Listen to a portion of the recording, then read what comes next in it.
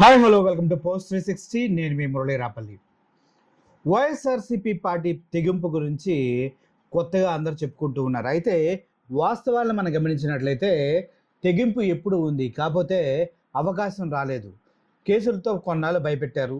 ఆ తర్వాత ఇళ్ల మీదకి వెళ్ళి కొడుతూ అడ్డు తిరిగిన వాళ్ళని భయభ్రాంతులకు గురి చేస్తూ కూటమి ప్రభుత్వం చాలా విధాల వాళ్ళపైన దాడులు చేయడం జరిగింది. ఓకే, ఇదంతా పక్కన పెడితే నిన్న జరిగిన ఎంపీటీసీ ఎన్నికల్లో కూటమి నవ్వుల పాలైంది. కేవలం 52 స్థానాలకు గాను 11 స్థానాలు గెలుచుకొని, అర్థమవుతుంది కదా.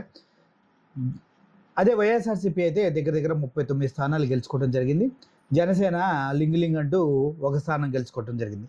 సో ఇవన్నీ పక్కన పెడితే వాటిపైన వైఎస్ఆర్సీపీ పార్టీ అధికార ప్రతినిధి, అదేవిధంగా రాష్ట్ర అధ్యక్షులు కారుమూరి వెంకట్ గారు మాట్లాడటం జరిగింది. ఆ వీడియోని ఒకసారి మీరు చూడండి.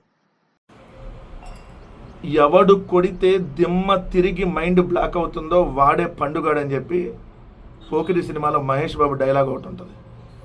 ఈరోజు ఎవడు కన్నెర్ర చేస్తే, ఏ పార్టీ కన్నెర్ర చేస్తే అవతల వాడు పోసుకుంటాడో ఆ పోసుకున్నదే కూటమి పార్టీలు, ఆ కన్నెర్ర చేసిందే వైఎస్ఆర్ కాంగ్రెస్ పార్టీ అని చెప్పి ఈరోజు ఆంధ్రప్రదేశ్ రాష్ట్రం మొత్తం నిన్న జరిగినటువంటి ఉప ఎన్నికలకు సంబంధించి ఎంపీపీలు, వైస్ ఎంపీపీలు, కో ఆప్షన్లు, జడ్పీ చైర్మన్కి సంబంధించినటువంటి ఉప ఎన్నికలు నిన్న జరిగితే మొత్తం 57 స్థానాల్లో 50 స్థానాలకు ఎన్నికలు జరిగితే 50 స్థానాల్లో 39 YSR Congress party, 1 YSR Congress party rebel, అంటే 40 స్థానాలు వైఎస్ఆర్ కాంగ్రెస్ పార్టీ కైవసం చేసుకుంది.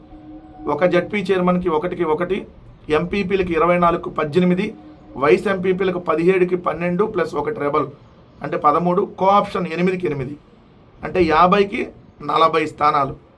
ఇప్పుడు చెప్పండి, 11 వచ్చినాయి. వాడు 11 వాడితో నాకు పోలికేంటి అని చెప్పి లేఖీ స్కిట్లు, ఎకిలి చేష్టలో చిల్లర నవ్వులు నవ్వారు కదా చంద్రబాబు నాయుడు గారు అండ్ పవన్ కళ్యాణ్ గారు. 11 నెలలు కూడా కాకుండానే ఆ 11 పార్టీ మీకు ముచ్చెమటలు ఏ విధంగా పట్టించిందో, మీరు ఎన్ని రకాల అధికార దుర్వినియోగానికి పాల్పడి పోలీసులను అడ్డుపెట్టుకొని మహిళా ఎంపీటీసీల చున్నీలు లాగి, మహిళా ఎంపీటీసీల డ్రెస్సులు లాగి, వాళ్ళ చేతులు పట్టుకొని వాళ్ళని లాగి దుర్యోధన, దుశ్శాసన, దుర్వినీతి పరంగా మీరు వ్యవహరించిన, ఇంకొన్ని చోట్ల వాళ్ళ భర్త ఉద్యోగం పీకిచ్చేస్తామంటే భార్య పోతే పోయింది మా ఆయన ఉద్యోగం అని చెప్పి వైఎస్ఆర్ కాంగ్రెస్ పార్టీకి అండగా నిలబడింది.